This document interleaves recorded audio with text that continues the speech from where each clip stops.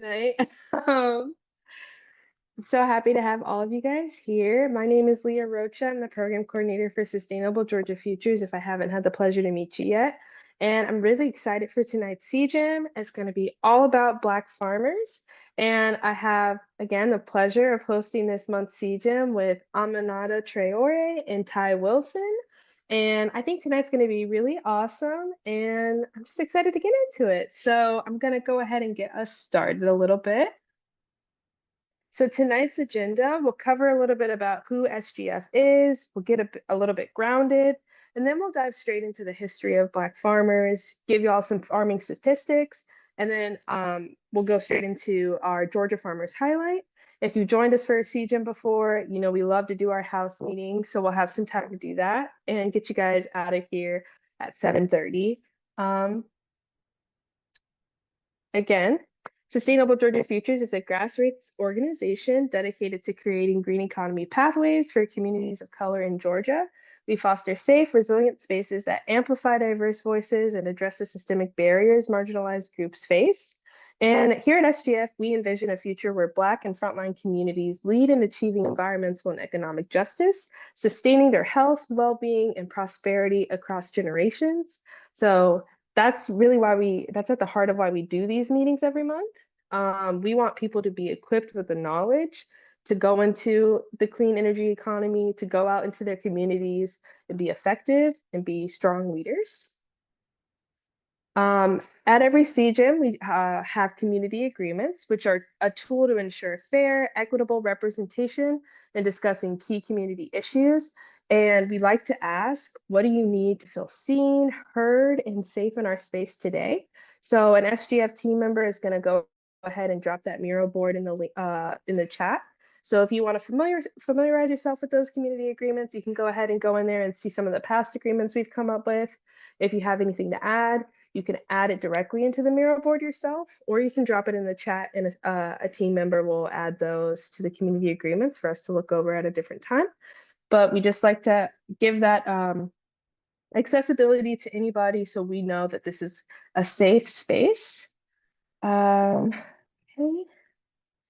So now we're going to get into a grounding quote, and it's really going to kind of ground us in why we're here today. And this is a great quote from Leah Penniman. She is a farming activist here in the US. Forget where she's from, but she's awesome and she's got a lot of great quotes. But I'm going to go ahead and read the quote tonight.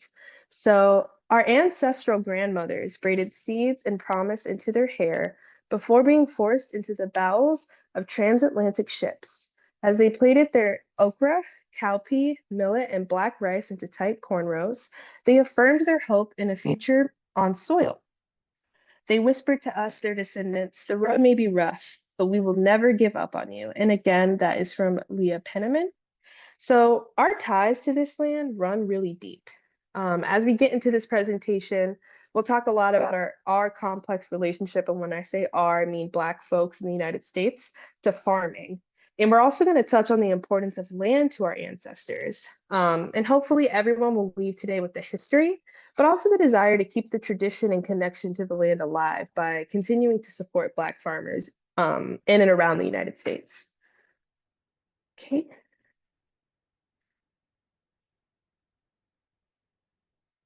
All right. So we're going to start with an icebreaker. I want to know, what are people on this call's perspectives on farming?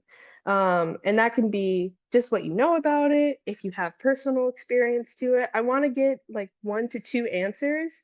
So you can either come off mute and, say your answer, raise your hand first and I'll call on you, or you can drop your response in the chat. So I want 1 to 2 folks.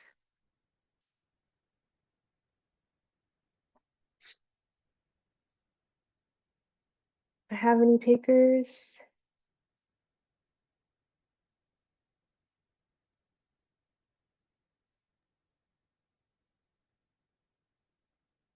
It's okay if not. If Adrian was here, she'd pick on somebody. Okay, I got Ty. Ty, what's your answer? Similar to Zoe. I've been looking into some like family history lately, and all of my mom's side of the family, everybody's been a farmer. So farming for my lineage, we're a little disconnected from it now, but um it's been, what's kept us alive. It's been our way of life. And my grandfather still has a garden out behind his house. So even though there's been, tension and hardship with the land at the same time, with the history that we're going to get into a little bit later, um, it's still been our way of life, up until maybe 2 or 3 generations ago. Um, so it is like backbreaking. It requires a lot of you, but it's also a reciprocal kind of relationship. So it teaches you a lot of lessons. So it's kind of a complicated perspective, but overall, I think it's a positive connection. Yeah. Well, thanks, Ty, for sharing. We've got a few answers in the chat. So we've got Zoe, who, like you said, has a similar story to you. She said, "My family has a farm in a small town in, I don't know how to say this name. I'm gonna butcher it. Shibutu, Mississippi, Yeah, and they that's how still." it is. Yeah. It's a Okay, small town. awesome. Like 500 people lives there, like 500 people. It's a very small town. So, Wow. Okay. And they still own their house and farm since the 50s. That's incredible. And tonight we're going to talk a little bit about generational farms when we talk about berry farms, but that is really awesome. And especially when you consider that being like a Black generational farm, because generational farms in general are hard to come by because, like Ruth said in the chat, agribusiness is driving out small farmers. There's not a lot of incentives for farmers to keep their farm within their family, and people don't want to, you know, not as much as they used to, I should say, go into farming. Um, so we have Ron, who said, "I have an aunt in Jacksonville, Florida, who's a master gardener." That is really cool. So yeah, these are some really good perspectives. I would say my perspective on farming generally is, yeah, it's in rural areas. I think I should say my perspective before learning more about Black farms and farming in Georgia. I just considered farming to be rural. I know that there's a lot of big corporations who do like mass production farms, and that those big farms can not be as good for you as small eating local and going, getting produce and things like that from small farms. So I always want to try to support local. But that's kind of how I thought about it from the past. I've typically lived in like city centers or maybe in suburbs surrounding cities. So I haven't had a lot of experience myself with rural farms. But yeah, that was all really good. Hold on to that as we talk a little bit more about Black farms. Alrighty, so now we're on history of Black farmers. I'm going to give you guys a quick introduction before we really dive into it.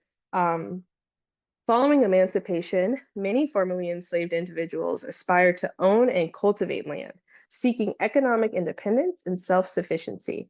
However, they faced numerous obstacles, including discriminatory laws, limited accesses to resources, and institutional barriers that hindered land ownership and farming opportunities. And despite these challenges, Black farmers established communities, formed cooperatives, and contributed significantly to American agriculture. And we're going to learn a lot about this as I hand this over to Ty, who's really going to get us into the history with an incredible timeline that they worked on. 1 second. Thank you so much, Leah, and hi, everybody. We have a timeline that's not a huge, like, deep dive into Black agriculture and the history. There's so much rich history, and we highly encourage doing your own research, or even better, talking to Black farmers near you to get their stories. But we wanted to give a little bit of kind of backstory behind how we get to where we are with Black agriculture today and Black farming today. Of course, we know the first record of Africans arriving to the British colonies in America comes in 1619, when a private English ship sailed into a Virginia port in August of that year. And for the next almost 250 years, descendants of enslaved Africans would work the land under brutal and life-threatening conditions, with the level of cruelty of that peculiar institution depending on the landowner. In these years, the land was seen as a source of pain, yes, but it was also seen as a path to freedom. There was a reciprocal relationship with the land. So our ancestors kept their own gardens apart from the fields that they were forced to work in order to feed their families. And Harriet Tubman, the great icon that she is, highly recommend learning more about her. Oh my goodness, that woman was incredible. Harriet Tubman used her knowledge of the stars and of agriculture, of the rivers. She had a map in her mind, quite literally, and it allowed her to lead over 300 enslaved people to freedom. A few years before the Emancipation Proclamation comes through in 1865, that leads to the legal freedom of enslaved people, Congress passes the Homestead Act of 1862, which creates new channels of colonization through westward expansion into newly acquired U.S. territory. The Homestead Act offered 160 acres of free public land to heads of households settling in the West for a minimal fee. That comes from archives.gov. And while this offer attracted a variety of folks from across the country with different backgrounds, some widows, maybe. There are records of widows who would go and try and homestead, folks who were looking for a new start in a new area, and free Black families who were looking to escape the discrimination that they were experiencing, would go out west under this Homestead Act. But free Black families looking to make a land run out west were often met with violence, discrimination, and dispossession of their new land. So by the time 1865 rolls around, 3 years later, it's the first year of Reconstruction, which is a time period of about 12 years between 1865 and 1877, where the country is rebuilding itself and bringing the Confederacy back into the Union. During that first year of Reconstruction, an unprecedented event took place. Formerly enslaved people were asked by the government what they wanted for themselves. A gathering took place in Savannah, Georgia in 1865. Yes, the Savannah, Georgia, where a question was debated by Black leaders from across the South. Their spokesperson was Garrison Frazier, a Baptist minister from Granville County, located just north of Raleigh-Durham. He said that land was the number one demand that Black folks wanted after emancipation. He's quoted, "The way we can best take care of ourselves is to have land and turn it and till it by our own labor, and we can soon maintain ourselves and have something to spare. We want to be placed on land until we're able to buy it and make it our own." Additionally, the Freedmen's Bureau was established to help do just that, to give out these land parcels and make sure that they went into the hands of formerly enslaved individuals during their transition to freedom. They also offered services like education, legal aid, and support in securing employment and land. One of the Bureau's most notable initiatives was facilitating land redistribution, which came in the form of General Sherman's Special Field Order number 15, or as we more commonly know it today, 40 acres and a mule.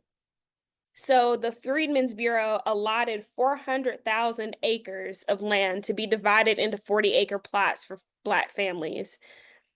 However, that initiative, even though it was approved by Abraham Lincoln ends up being assassinated shortly thereafter. And President Andrew Johnson reverses all of the efforts, returning the land to former Confederate owners. The land, now that it was back in the hands of former Confederate owners, starts to become a site for sharecropping to take hold in the Southern economy.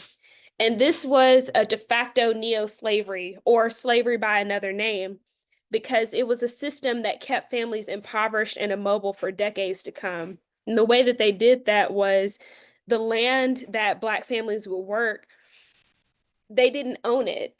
So the landowner, which was usually the same guy who had owned all of these slaves a decade before, now the crops that they sell from the land that they work, that money has to goes back to the landowner, still generating them more wealth, while Black families are working these land leases that last for generations of their family. So it ends up being slavery by another name. We can go to the next slide. So this pattern kind of continues. Yeah, it's wild to think about, Zoe. And it's a pattern that ends up continuing pretty much into, in some areas, the 1940s and 50s.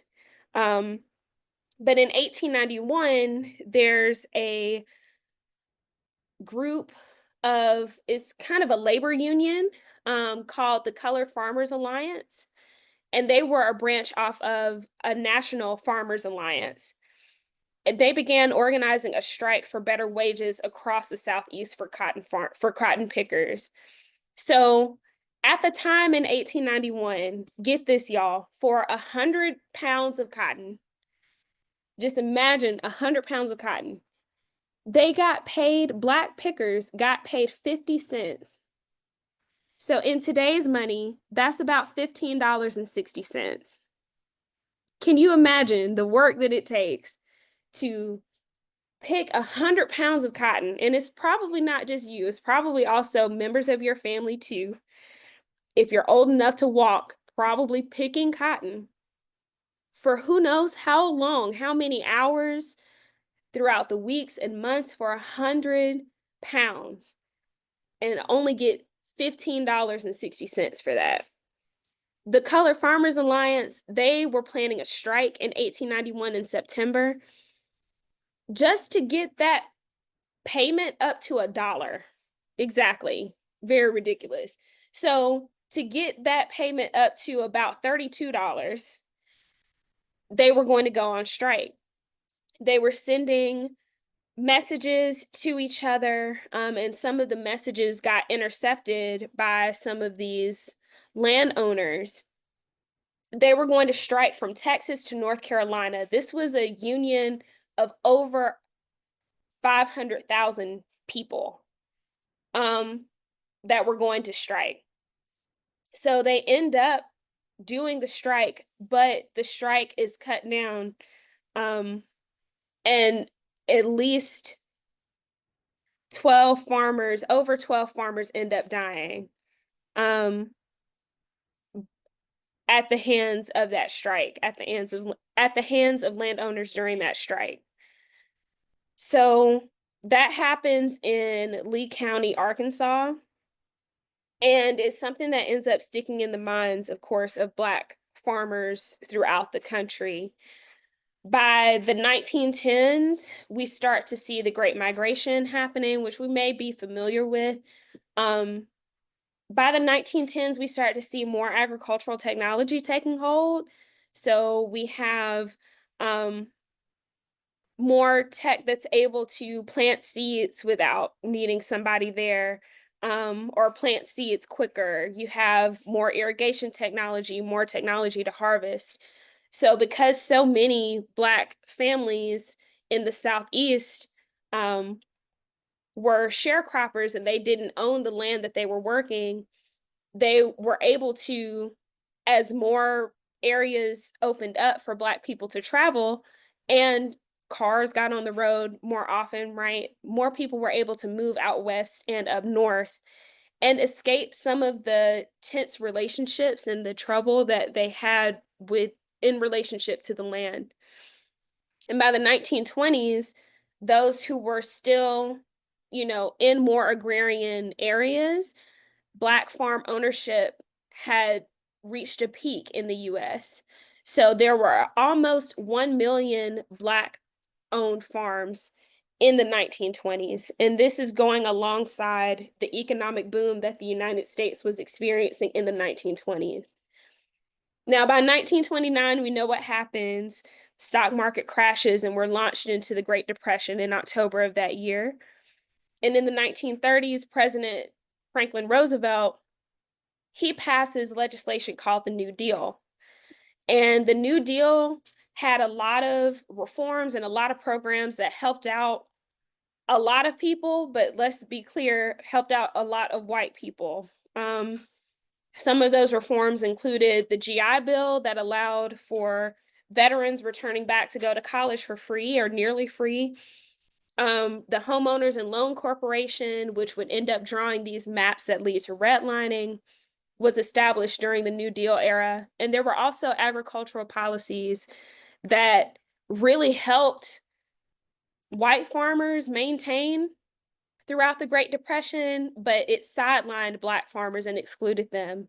And that led to a lot of significant land loss. By 1944, there's a planting company based in Mississippi, the Hobson Planting Company, that produces the first crop of cotton to be entirely planted, harvested, and baled by machinery. Ms. Ruth mentioned earlier agribusiness. This is a huge kind of launch point for agribusiness as we know it today, like the corporate version of agriculture, because now that they have all of this machinery to do all the tilling and planting and harvesting and irrigation, that really kicks up the Great Migration and those moves north and west, excuse me, for Black families. By the 1960s, the civil rights movement spurs the formation of Black farmer cooperatives to combat discrimination and promote economic self-sufficiency. Some of those cooperatives include, people don't often talk about this, but the Black Panther Party that we know of, that we may associate with Oakland, California, got its start in Lowndes County, Alabama, from a group of farmers getting politically engaged and wanting to protect their community. So you have things like this springing up across the country to help protect Black agriculture, because the food that we were growing was the food that was sustaining our communities, especially during segregation. And we do a little bit of a leap to about 40 years later in 1999, when the landmark case of Pigford versus Glickman awards $1 billion in settlements to Black farmers. So, like we said before, it's not a very deep dive in, but it's a general overview. Highly recommend looking into more of these points in history of Black agriculture. I'm going to turn it over to Ami to share a personal account from a farmer who is the head of the National Black Farmers Alliance to talk more about the significance of that Pigman v. Glickford payout. Thank you, Ty. That was a nice brief history of Black farming. I think you did a great job with highlighting exactly what we need to know to understand everything that Black farmers have endured. Personal stories are powerful. We know this. They remind us that this isn't just about land. It's not just about the land that we're on. It's about legacy. There's been so much work that has been put into it. We know that there are so many personal accounts out there waiting to be shared, and each one of them matters. There are stories about families and what they've gone through to protect their land. We're going to dive into a real account here of hardships that Black farmers have continued to endure. Today, we want to share the story of Mr. John Boyd Jr., who is a farmer whose journey reflects just how powerful that connection to land can be, and whose story reflects the fight that we continue to endure to win and to retain our land. So as John Boyd said, the land is everything: food, water, it's everything. And we truly believe that it is. So just a quick note, y'all. We do not claim to be agricultural or farming experts, but we do understand the deep significance of land as generational wealth. And for that, it's extremely important. And not just in the terms of dollars and money, but in the terms of connection. So to our culture and our history and our communities, let's hear the story of Mr. John Boyd.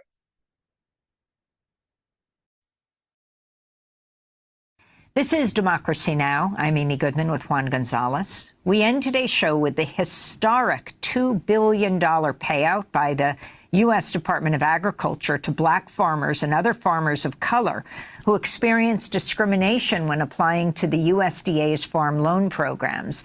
The payouts finally came 2 years after Congress funded them through the Inflation Reduction Act in 2022. USDA Agriculture Secretary Tom Vilsack made the announcement last week. Now, this financial assistance is not compensation for anyone's loss or the pain endured, but it is an acknowledgement by the department. And our hope is, and the president's hope is, that this financial assistance will help many farmers stay on the farm, contribute to our nation's food supply, and continue to do what they love. This comes after the U.S. Commission on Civil Rights confirmed as long ago as 1965 that the USDA, the U.S. Department of Agriculture, discriminated against black farmers. But little was done to address the problem, and the number of black-run farms dropped 96% in the last century. By 1999, 98% of all agricultural land was owned by white people. For more, we go to Boydton, Virginia. We're joined by John Boyd, a fourth-generation black farmer and founder and president of the nonprofit National Black Farmers Association, which fought for these payouts that have now gone out. John, welcome back to Democracy Now! It's great to have you with us. Explain the significance of what's happening right now. Amy, thank you so much for having me, and it's always good to spend time with you. This is a very, very historic payout for black farmers, and I see it as a huge win for myself and the National Black Farmers Association that worked on this for nearly 4 decades. So basically, 60,000 applications were turned in, 45,000 black farmers and other farmers of color have begun receiving checks this week and the latter part of last week. So it's very, very good news, and a total of $2 billion. So we've been waiting for this payout for a long time. And the MBFA went out and held 60 meetings, Amy, in FaceTime with our members. We sent out 130,000 postcards in the mail to all of our members, telling them how to apply for this. It took us, Amy, on average 3 to 3.5 hours to help each and every black farmer fill out this 40-page application. So it was a very extensive process. And so we were glad to get the news that from Stephen Benjamin at the White House actually called me and told me that the checks were actually going out to farmers around the country. So we see this as a huge significance of farmers who are facing foreclosure. We have a lot of black farmers in our organization that were facing foreclosure. So these payments are timely. It's going to help them stay on the farm, will help them improve their equipment, help them pay taxes. And I'm not saying it's a whole holistic fix, but it's certainly a huge thumb up for us. And Amy, we're still pushing for the $5 billion in debt relief. So I'm asking the administration to do that by executive order. That's what I've been having conversations with the White House to still get the $5 billion. That's the land that's owned by many black farmers that have their deeds of trust tied up with the United States Department of Agriculture. And again, that's a decade-old request as well. And could you explain the difference between the payments and the debt relief? Absolutely. The payments, like you heard Secretary Vilsack mention, it was those black farmers and farmers of color who experienced discrimination prior to 2021. So that was just about everybody in our organization that fit that definition. So that piece was totally separate than the actual debt relief, which is 120% we were promised black farmers who were eligible for that. was sent the necessary form in the mail telling them how much debt relief they were going to get and the 20% to pay their taxes. All of our members sent them back in, and then after that, white farmers started suing us in federal court around the country in numerous federal courts and 2 temporary injunctions, one in Florida and the other in Texas, blocking the $5 billion in debt relief to Black and other farmers of color. And then we began to file motions in federal court, and after we began to make some traction there, a few wins, the administration repealed it by an act of Congress and replaced it with some of these other measures. So we still want our land, like you talked about at the beginning of the show. We've, at the turn of the century, owned 20 million acres of land. Today, we're down as Black farmers, 3.5 million acres. At the turn of the century, we were tilling, there were 1 million Black farm families in the United States. Today, we're down to about 50,000 full-time Black farmers. So the land, as my daddy and grandfather taught me, the land is everything. The land is food, the land is water, the land is timber to build houses on. Everything comes great from the land, and we want our land. And that's what I've been after for this whole campaign, and I spoke to you about it before. John, you mentioned your father. You are a 4th-generation Black farmer. Can you describe your own experience of discrimination? You don't often talk about that in your national interviews. You're right, and I want to give a thumbs up to my daddy, the greatest man I knew in the flesh. Not because he had any money, but because the way he carried himself. He was a dignified, humble Black farmer that worked hard every day. Every day that pickup truck rolled in the turn, man, he was ready to go to work, and we worked sun up to sundown together and said very few words. But the discrimination that I faced at USDA was in-your-face discrimination. I was spat on with tobacco juice running down my shirt on one particular loan application with the lender, who was a federal employee who was employed by a government, spat on me. I was called the N-word from this same official. I had my application torn up and thrown in a trash can in front of me. On average, it took 387 days to process a Black farmer's loan request, less than 30 days to process a white farmer's loan request. In that particular county, this person would only see Black farmers one day of the week. So we named it Black Wednesday. And we all would be in the hallway trying to apply for loans. And one day we all just looked at our letters from USDA, and it said 9 a.m. Wednesday. For all of us, he's going to see us all at the same time. And if a white farmer came in, Amy, he would bring that farmer into the office and conduct business as though I wasn't even there. And his voice changed, and his pleasantries were happy. And then when he turned around and spoke to me, he said he wasn't going to lend me any of his money. And he often spoke about how powerful he was. He said he was the most powerful man in the county and the next thing to God. And I told him one day, I don't know what God looked like. I wasn't the religious man I am today. John, we just have 20 seconds. Well, I want people to know this is a big win, and don't never, ever give up. The arc of justice been slow. It's been slower for Black people, but I never gave up. I never gave in, and I kept pushing forward, and we won, and we're going to win that $5 billion too. I want to thank you so much for being with us. John Boyd, 4th-generation Black farmer, founder and president of the nonprofit National Black Farmers Association.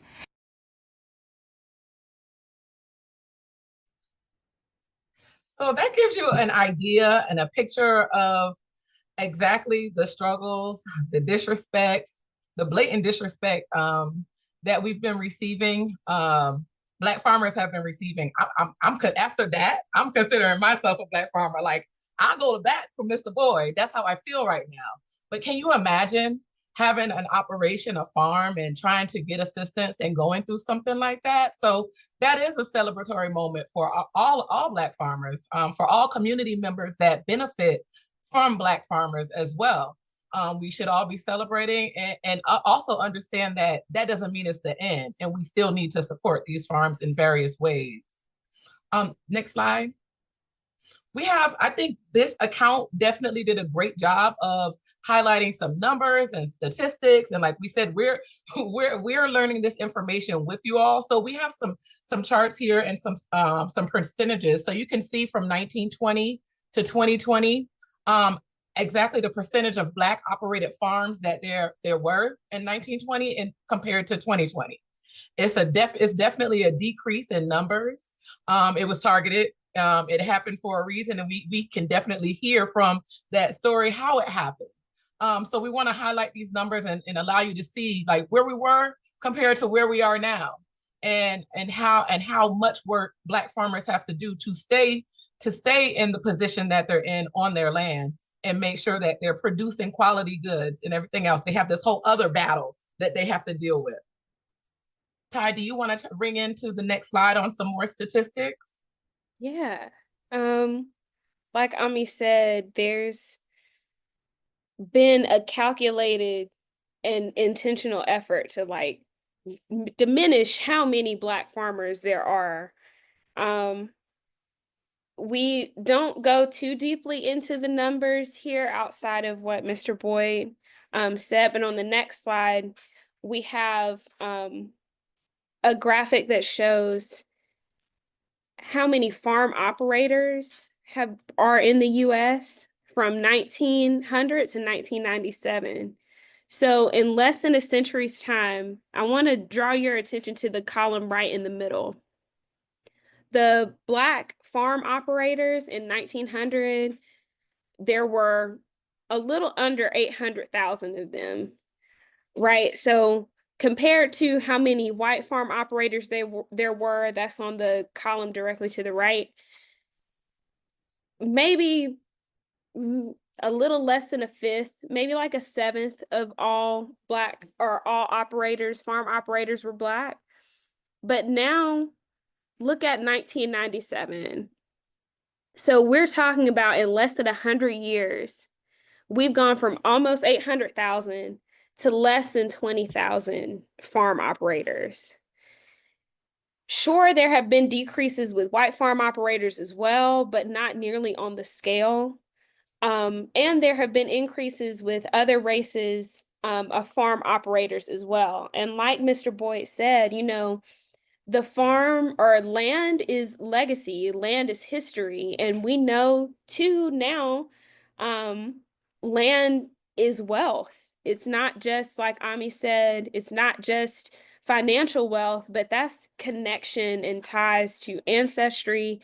That's connection to the food that we put into our bodies each day. And to know that, you know, now it's been 28 years since 1997. So how has that number changed even since then? And there's been a lot of upheaval. There have been some massive, massive wins, like Mr. Boyd talked about. And there have been some massive wins here in Georgia too. Last week, it's hard to believe that it's been that long, but last week, we had the pleasure of visiting one of the longest running Black farms in Georgia. This really incredible family, the Berries, run Berry Farm. And I'm going to hand it over to Ami to talk about, you know, the win that is Berry Farms and just all of the Black farms that are in the state of Georgia and how you can support them going forward. Absolutely. So I definitely dub these as my cousins now after our farm field day. Let me tell you about Berry Family Farm. So we, like Ty said, we had the chance to go to their family's farm for a farm field day. It's an interactive experience where you kind of just get to learn about the farm, the family, but more importantly, they share their tips with you. They share different aspects that they use on the farm, such as starting cover crops, how to use the machinery, best machinery to use. And we even were able to stock up on some of their grass-fed meat products, which was great. Berry Family Farms is a vibrant 4-generation Black-owned farm that's deep in Ludwig, Georgia. Deep, dirt road deep. And it's rooted in Gullah Geechee culture. It was established in the 1950s by Curtis Berry, and the farm has grown to encompass over 500 acres, which is amazing. During that tour, folks were actually able to tour the farm and go see the operation and how they're growing and talk to the folks that are doing that work as well. So that was good for that tour. Today, the Berry Farm produces so many things. I have some onions, I have some salsa, they have pasture-raised grass-fed beef and seasonal vegetables. I also was able to decorate for a forum that I did. I bought all produce from them, and we did our centerpieces with mustard greens and other items that they had, jellies and jams. That was our centerpieces for folks to enjoy some products from the farm.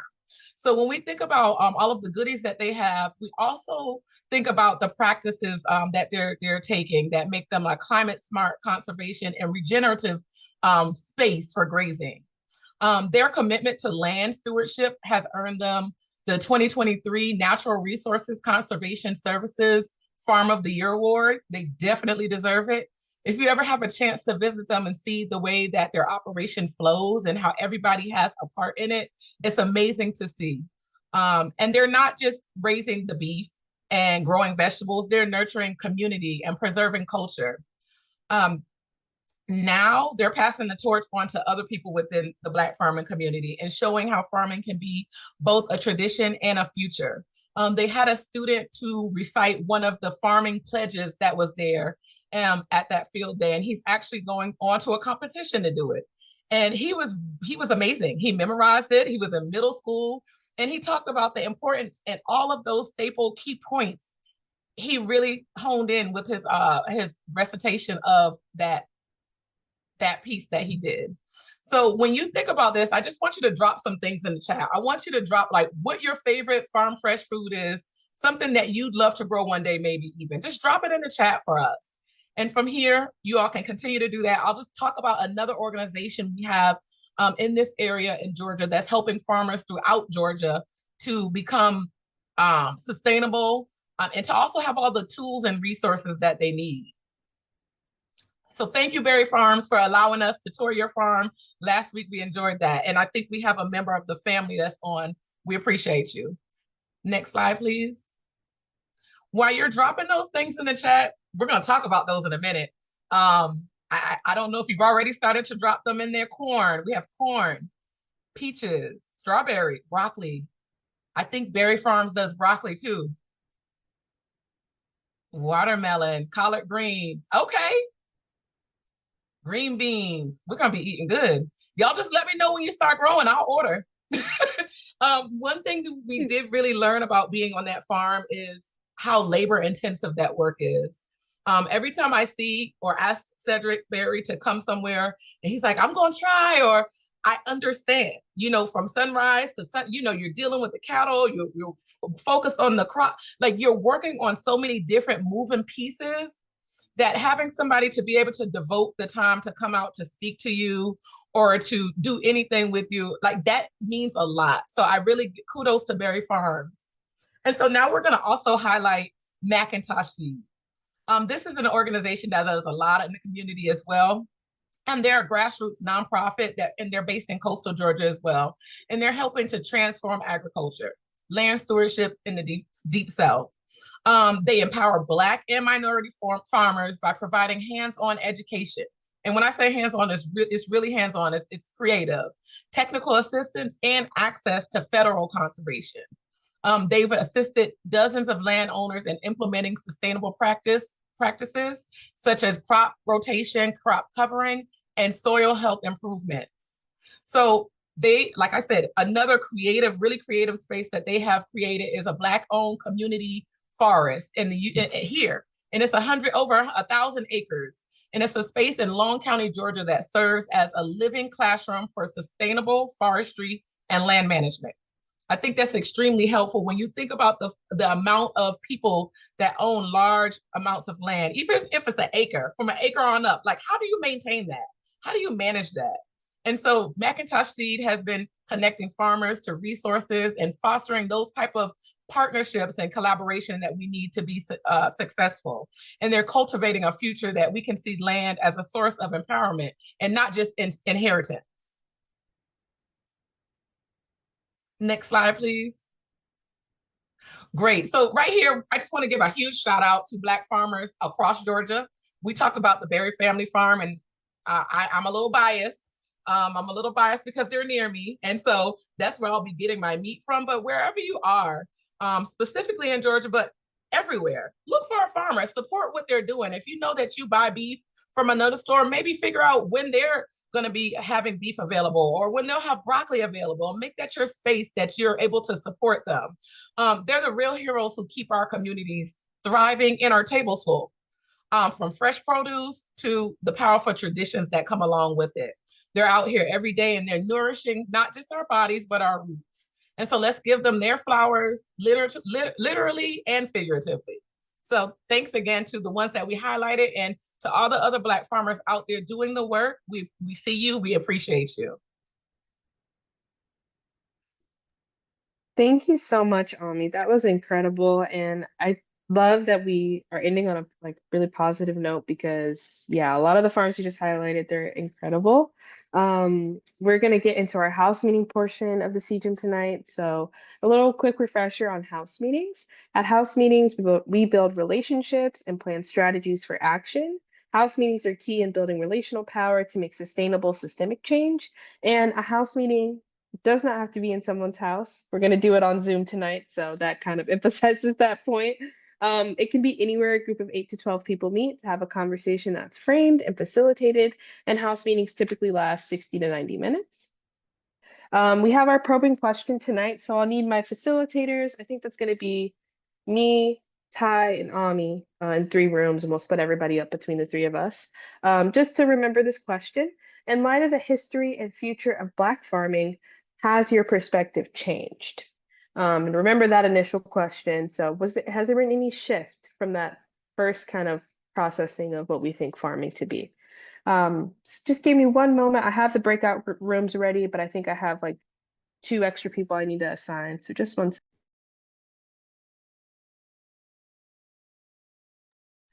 And there was while Leah is doing that, there was a slide that was just up that recognized other farms as well. And there's a QR code if you want to go back, Leah, that definitely lists all of the Black farms. That was extremely helpful to understand and know like what we have here in Georgia. So if you just take note of that QR code plus these farms that are in other spaces, I'll be going to Augusta really soon, and it would be lovely to visit this since I know it's there now. So let's definitely support and make sure that we're keeping and uplifting these Black farmers that are doing the hard work so that we can eat. We can eat, we can thrive, and have food that is wholesome for our bodies. And Thank you, Mariama Leah. said of course, in the chat, if we could drop the link of the QR code. We will work on doing that. For some reason, It's in there. Ty just did it. Thank you. okay, one second, y'all.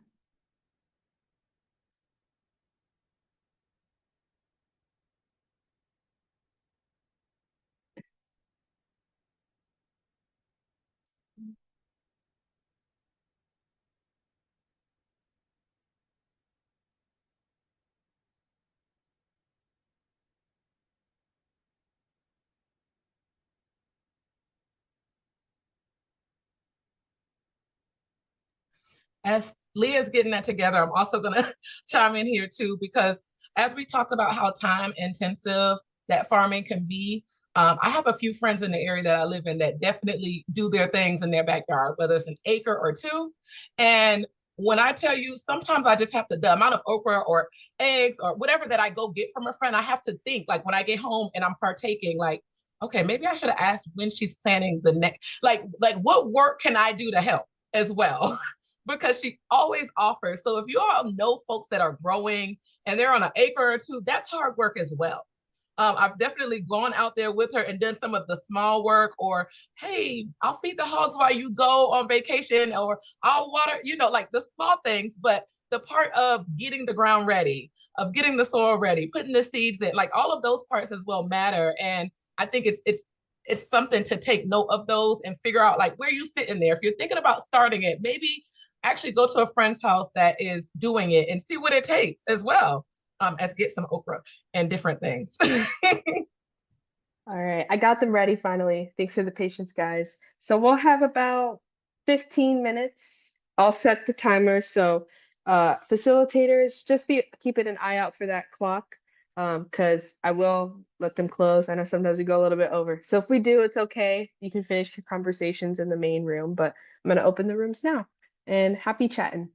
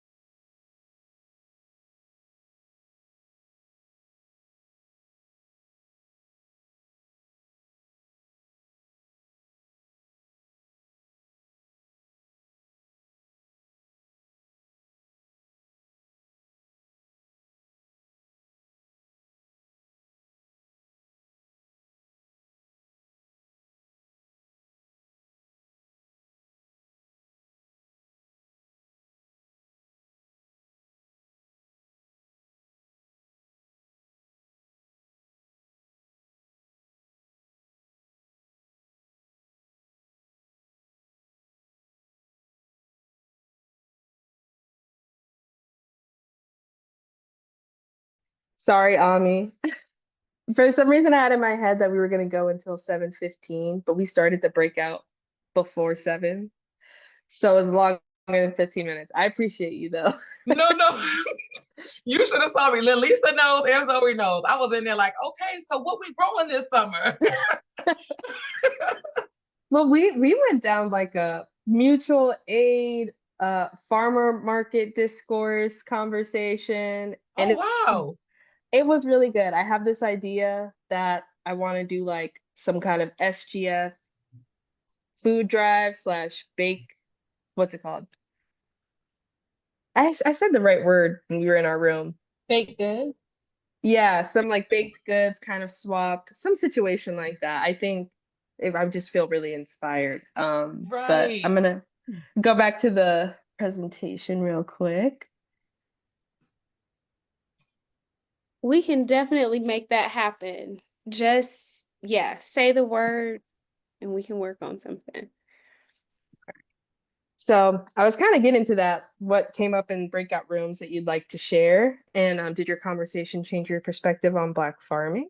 But I just want to say, for my group, since I was talking about it, yeah, we kind of we started discussing just what it really means to do mutual aid and kind of talking about, because I started talking about community gardens, like when I started working with SGF, that was really the first time that I interacted with community gardens. And I'm learning now about generational farms and all that stuff. But I feel like I'm central to Atlanta. So right next door, right around the corner, we have local community gardens. And there are ways to get more involved with that, especially as prices go up and safety stuff for food goes down. I think it's going to be more imperative than ever to shop local, and also, you know, inconvenience. It may be hard, not being able to just make whatever you want right now because you're shopping local. But in the long run, not only will it probably save you money, but it also is healthier for you. Um, that was some stuff that came up in Mariama really hit the nail on that, and we talked about that in farmers markets. But Ami, Ty, anything you want to uplift or highlight?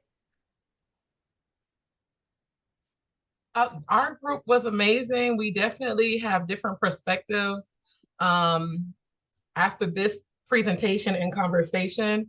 But I think even more importantly, at the end of our conversation, we talked about growing as I was trying to fill up space. And I thought that was an interesting conversation because, small steps to me make a huge difference. Then Lisa lives in the desert now. So she was just talking about ways that she may connect with folks that are doing gardening in a way there in her new area. And then we just talked about things that are easier to grow, potatoes. Zoe got really, really creative and ambitious with her growing plan, and was peaches and everything. Like she went all out. I'm gonna start with potatoes, but Zoe is gonna do some peaches and probably 3 other things that she mentioned. And I thought that was cool. But Genesis has some experience as well, I believe. And he gave me, I was thinking cucumbers, and it's not even the season for that. So, so he kind of reeled me back in, like, pay attention to the growing seasons. And so I'm going to start with potatoes. They're easy. They don't need a lot of my attention. And we're going to just try this thing, but also remember all of the farms that we have around us and support those farms as well. Did I leave anything out, Brooke? If I did, y'all can put it in the chat or just chime in. For me, like, we did miss most of these, so basically say everything we ever say. Like, for me, I see peaches, green beans, collard greens, onions, that's what I'm gonna say.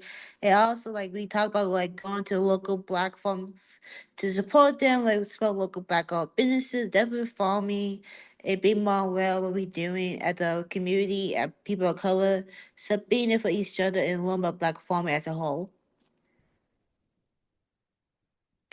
Thank you, Zoe. Thank y'all so much. In our group, Okay, good. Sorry. in our group, we talked about a lot of different things. We talked about like the history that we covered and like how that resonated and got I was thinking about how sometimes, there are just things that you don't necessarily think about outside of, seeing the food like on your plate or in the grocery store and having that connection and that through line through history. We talked about, um, oh my gosh, I'm trying to pull together all our conversations. We talked about, maybe growing up in an area that may be more, of a city type of area and having family that's connected to gardening. But, going within the neighborhood, like around the corner and seeing a farmer pull up with his truck and sell, produce out of the back of his truck, and how that connection is so important and how close it is, and how that proximity, can really reconnect us to family members that, may still be here, may be gone. Um, we talked about family members who have been farmers in the past, and Ruth brought up someone that she knew, who he was in New Jersey, but he bought the land that his grandfather was a sharecropper on. He bought that land in South Carolina. And just the legacy, that farming and that connection and tie to land can really have and what that can do for each of us. So that was a little snippet of what we talked about. And if Awesome. I missed anything, y'all please chime in. I was just going to chime in really quick about the last question that Ruth asked about where are the majority of Black farmers or Black farm owners. And she was right. The majority of them are in the Deep South, with the highest concentration being in Texas. That is according to just a quick Google/Chat GPT search. But so don't quote me on that. But I think that's about right. Yeah, I looked up in New Jersey and it said that, excuse me, it's less than 1% of New Jersey's nearly 10,000 farms. And they named 2 farms, and I didn't even know where they were because they're not near me. They're in South, and New Jersey is not that big of a state, but they're in South Jersey. And they basically said they had the same challenges. The farmers that they interviewed experiences facing challenges such as unequal treatment and difficulties accessing resources. But they have a growing support for Black farmers through organizations like the New Jersey Conservation Foundation and through initiatives like Black Farmers Index. So it's a very small percentage here. And it's not near me, which is why I haven't seen them in the farmers markets near my house. Sorry. So you just mentioned something that we did talk about, and it was farmers markets. And in the area that I live in, it's like, who farms. The families, like what they produce and everything of that nature. So I was raising skepticism about some of the farmers markets in my area, being that sometimes I feel like they could come to the DeKalb Farmers Market, buy this stuff, host like the cases of it, come back, throw some dirt on it, and be here talking about here's some onions. And so I've been very, like, I knew one of the farmers that passed away that used to come to our farmers market. But since then, I've been very skeptical of farmers markets. And we were saying the same thing in our group too, because we were talking about the local farmers markets near us and how expensive they are. Because if you think about community gardens, not to say that farmers don't deserve to name a price, because they're competing with huge corporations, but especially when it's in season and they have a surplus of produce, if they have a surplus of produce, I mean, charge something if you make money because you deserve it, you're working hard. But some of the prices at local farmers markets are insane. And it's like, not only are they insane, but it's super aesthetic. And like, we've got the chalkboard with the cursive and the like, just,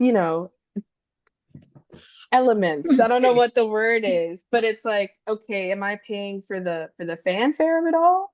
Or am I paying for the actual like quality of the food? And like you said, you know your farmers. Where are they? They're not here. Yeah, so How do who we are you? connect Where'd to you get them? this from? Right. Yes. So I just wanted to put that in there. There's something that we brought up. Mm-hmm. Yeah, that's a really, really good point. Well, I think this was an awesome CGEM. I'm really happy that the kind of conversations and the quality of the breakout rooms today, it was really great.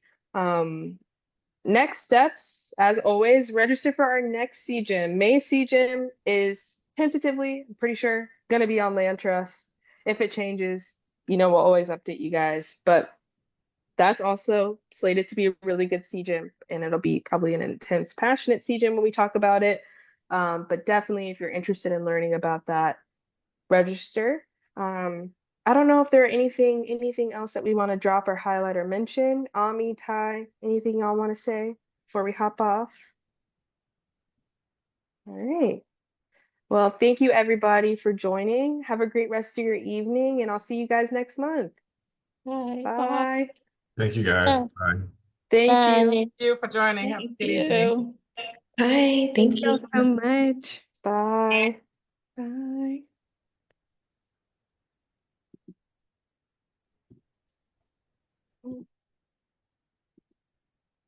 Stop recording.